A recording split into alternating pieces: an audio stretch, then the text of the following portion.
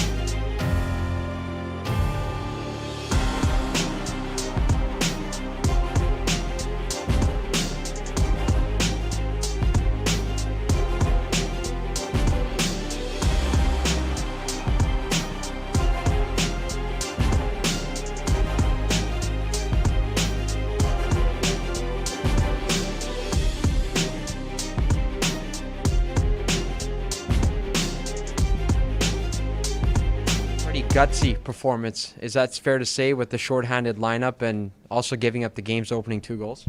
Yeah, I think there was a number of things there that were kind of working against us with canceling morning skate and kind of the uncertainty around the game earlier today, and then obviously getting down 2-0 early in a building feeds off of that and gets loud. It wasn't an ideal start, but we battled back in that first and played well that whole game.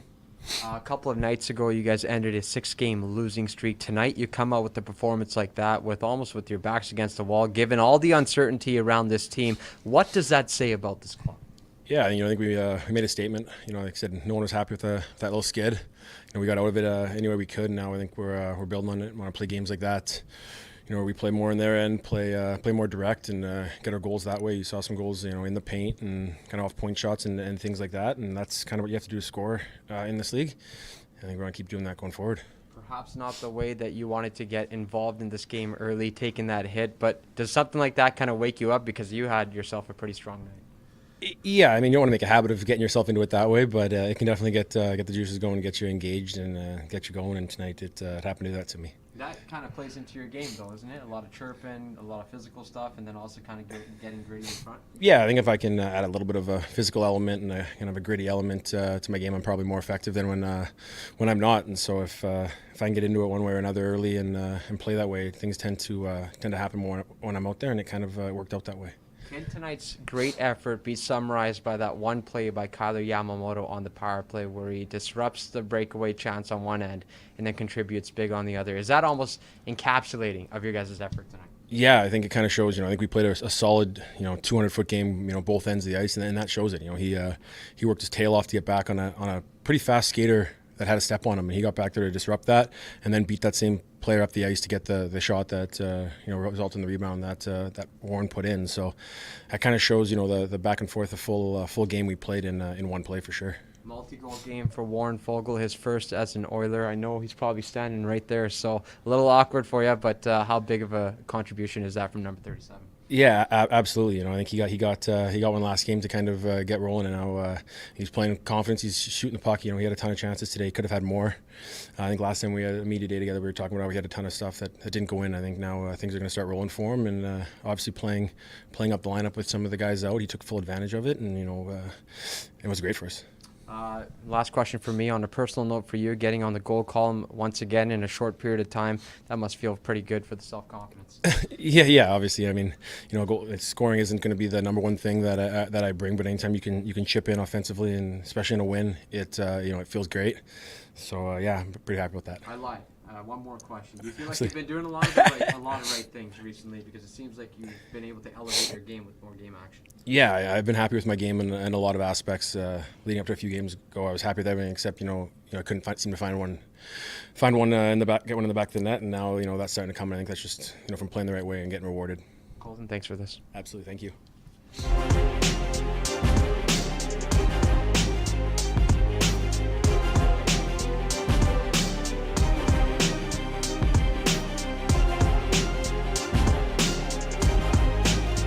First multi-goal game as an Edmonton Oiler. How does that sound? Yeah, it's pretty cool. I'm more excited that we got the win there.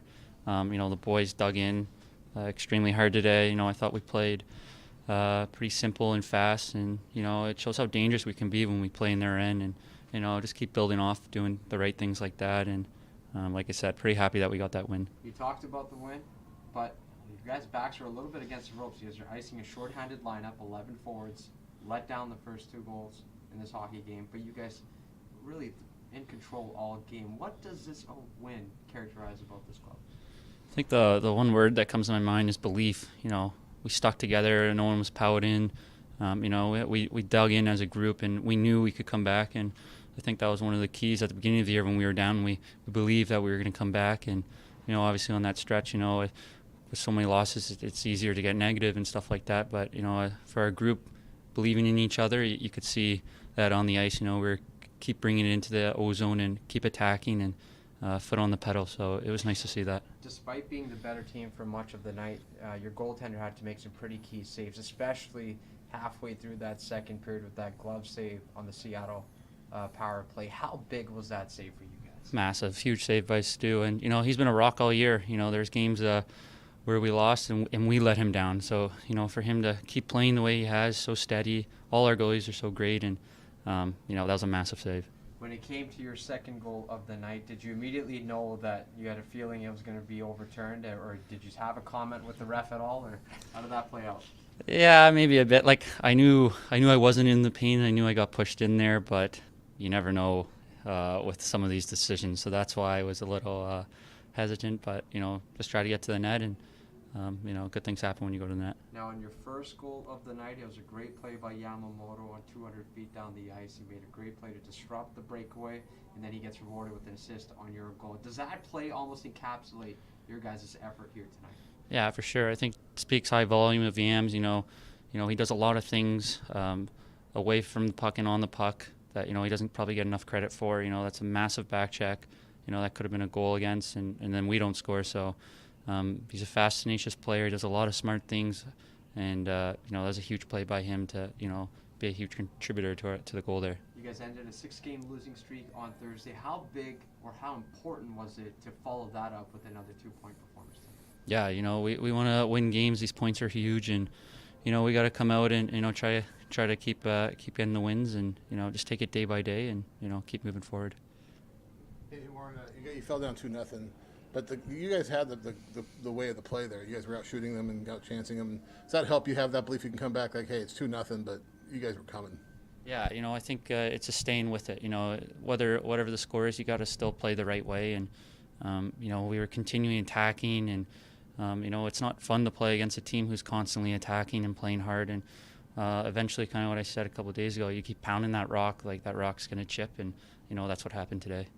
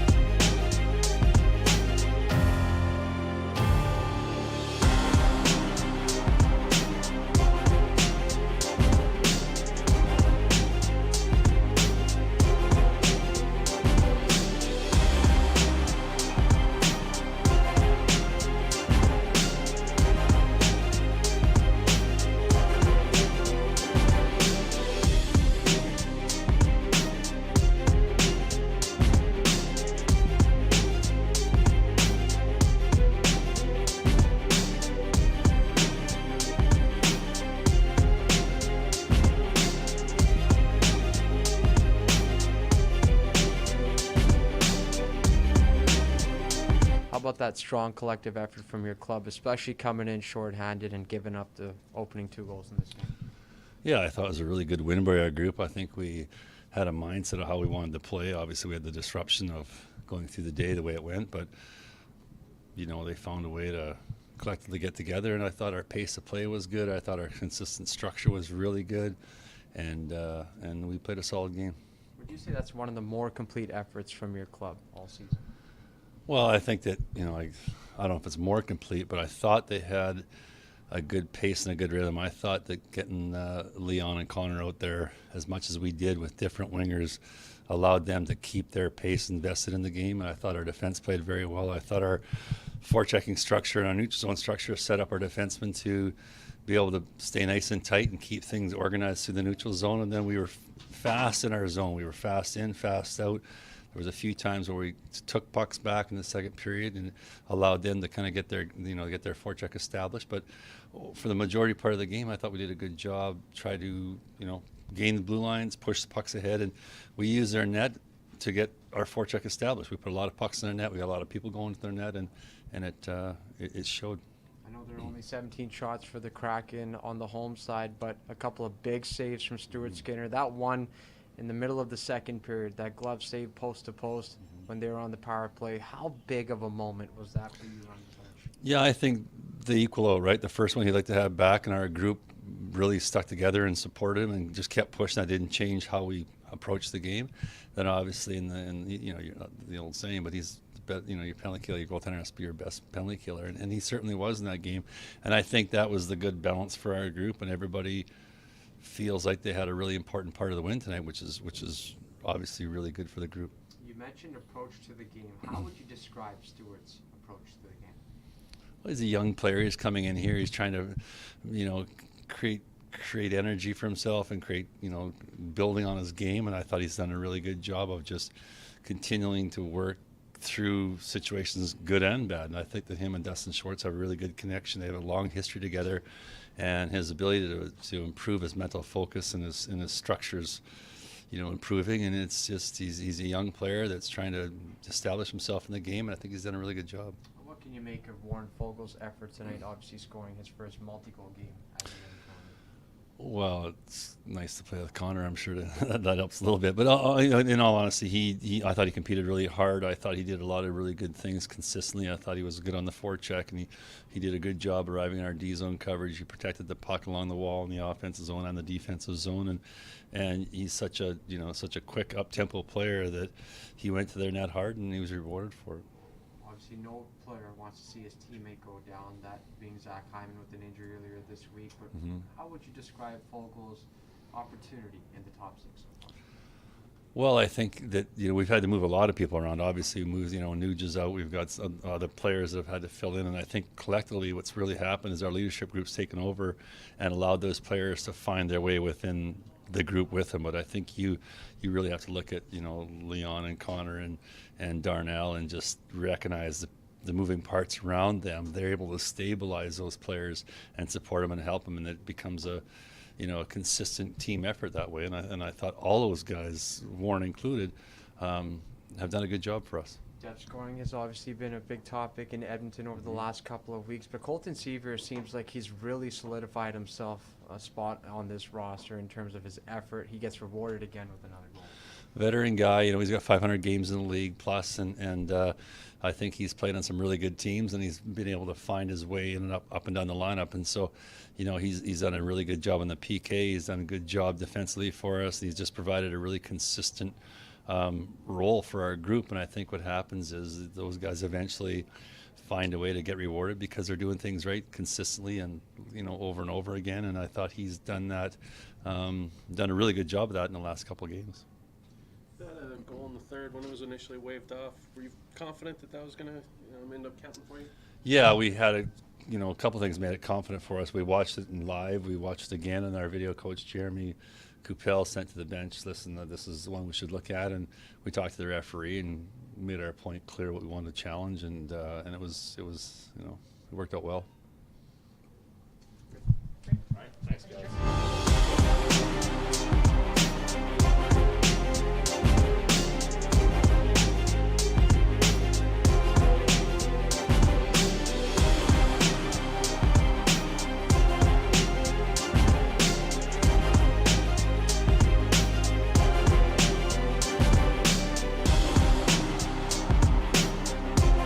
So that will do it with the media availabilities here from the Climate Pledge Arena. Again, it's a 5-3 finals. Leon Draisaitl picks up 3 assists. He now has 9 career points in 3 games against the Kraken so far, as the Oilers get in the win column in back-to-back games. Thanks for joining us tonight on the Oilers TV live post-game show as we leave you with tonight's highlights.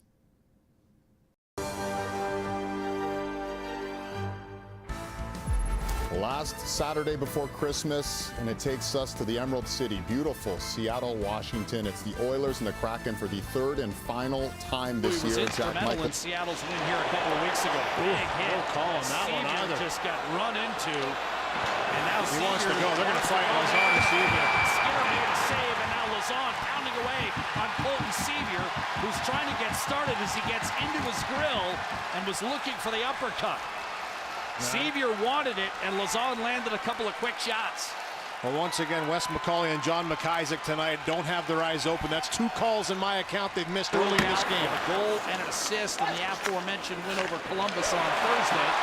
Couldn't find it. Morgan Geekie does off an outlet. Drop pass Ryan Donato. Fired and scored! Through Skinner, and Donato has a goal in 3 straight. Kraken lead it 1-0.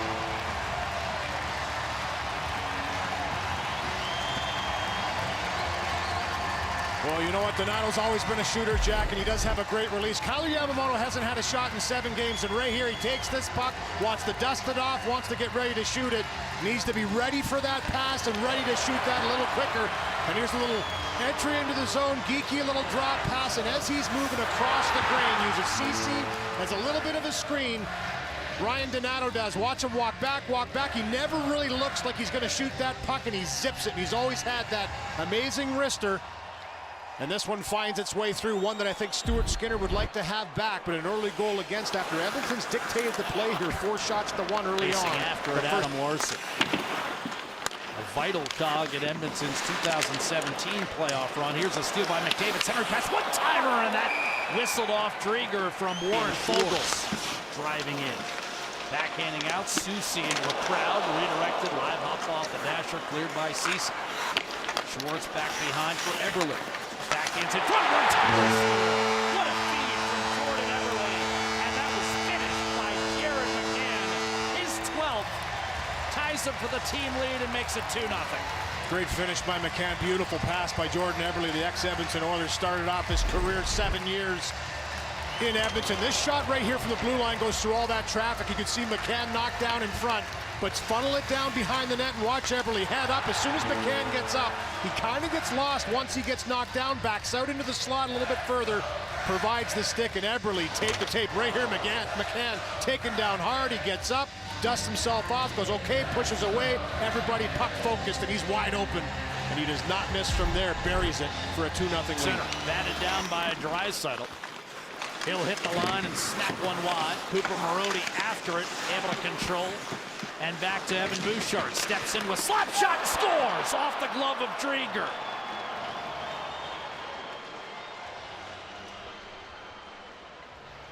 That's a big goal for Edmonton. Cut the lead in half, and just a boosh bomb from Evan Bouchard, who can really pound the pill. And you're starting to see this throughout this game, just shots getting to the net, making sure you're funneling pucks there. 11 shots for Edmonton. One of their better starts as far as shots are concerned. And for Evan Bouchard, the one thing he's always possessed is an offensive defenseman. He looks like he's going to take that wrister, winds it up. Look at his head. He's looking the whole way to see where that lane is to shoot it. This will give it a better view. Head up the whole way, takes a quick little look. He never looks back at the puck once he lets that go, knowing that he has traffic. It was Draisaitl in front, and he beats Drieger to give his team and put them on the board. And he used that screen from up high in the slot. Here's Johansson, and that went post to post and stayed out off the run. Yamamoto over to Draisaitl, pounds one on net. The save made by Drieger. Suddenly the game opens up with no Nugent Hopkins and no Puljujärvi. Rolled on net by McDavid, juggled by Drieger, and somehow that stayed out. Yamamoto kind of funnels through into the blue paint, has one chop at it, but it's Giordano that's able to catch that puck and knock it out of harm's way. Slapped away from both Foegele and Yamamoto. And Barry could not hold the line. Here's Brandon Tanev, short-handed, in, denied! Stuart Skinner squeezed the 5-hole shot. Barry to McDavid. Edmonton the other way, looking for the equalizer. Draisaitl down the side. One-timer yet won't save. Rebound score! Warren Foegele has tied this game. He's got goals in back-to-back. It's 2-2 in Seattle. What a sequence of events. And for Kailer Yamamoto, this is a terrific backtrack. Watch this. He's down low, below the hash marks, and he just put the Jets on. Brandon Tanev is an explosive skater. He gets there. That disruption, just enough maybe to make him not be able to finish. He heard those footsteps, and then down the other way, shoot the puck. Kailer Yamamoto, 0 shots in his last 7. Wicked one-timer, and Warren Foegele bashes it home to tie this game. Jennifer Botterill talked about it. Somebody's got to step up in the absence of the players that are out for the Edmonton Oilers. She picked out Foegele. Back-to-back games with a goal for him now, and that open netter he got last game, a little spark, you find the back of the net. It's a big goal for him and his team. Vince Dunn to corral back in his own end. Here's a steal by McDavid down the middle, wrist shot, and that glistened off the blocker of Chris Krieger. Jaden Schwartz sends himself pinwheeling to the ice, 3-on-2 Edmonton. Lagesson leads the rush. Ducking inside. One-timer Benson, and he didn't get all he wanted on that one. Austin later moved on to Buffalo. Shot Nurse, tipped, and then Wentworth turned it over, and then what a diving stop by Dunn on McDavid. Draisaitl to Perlini. And now you've got Bouchard. Yamamoto backhander once, twice, rebound, and Draisaitl had it blocked, otherwise he had a goal. And now the Oilers have something brewing here. Foegele streaks in, shot, save, rebound, and Krieger managed to keep it out. It's done. Jaden Schwartz, back door, what a save! Stuart Skinner pushing off the right skate. And it comes right back to him in a good defensive play to break it up at the last second. There's the chance right there. The first one by McCann, glove down by Skinner. Beautiful save. Here's another look. That's just flashing the leather right there. Tell you what, a release. He can fire the pill. Picked up his 3rd goal of the year the other day for Seattle. So can his younger brother. It looks like it. Here's McDavid in front, and Sceviour scores! And Edmonton has its first lead of the night. A seemingly innocuous-looking play. McDavid creates, and Sceviour finishes. And perfect position to be in front of the net at that time for Sceviour, but just work behind the net. It's him on the forecheck, little disruption. Second wave comes in. It's McDavid once again. Just takes his man, finishes him off again. An aggressive forecheck as Griffith comes in and finishes that off. So 3 times that the Seattle Kraken had that puck, 3 times Edmonton goes to work to try and separate them from it. And then watch this hard hit by Seth Griffith, and a nice little shovel pass by McDavid out to Sceviour in the backhand side. He elevates to give them the 1-goal lead, 3-2. Expected to be in a lineup, of course. Recent AHL call-ups have factored in both goals. Here's a backhander in front, denied by Skinner late on Jared. Will wind it around to Susie. Eberle looking to tie this game for Seattle. Shot off the post was on. Rebound scores. Susie does tie 3-3.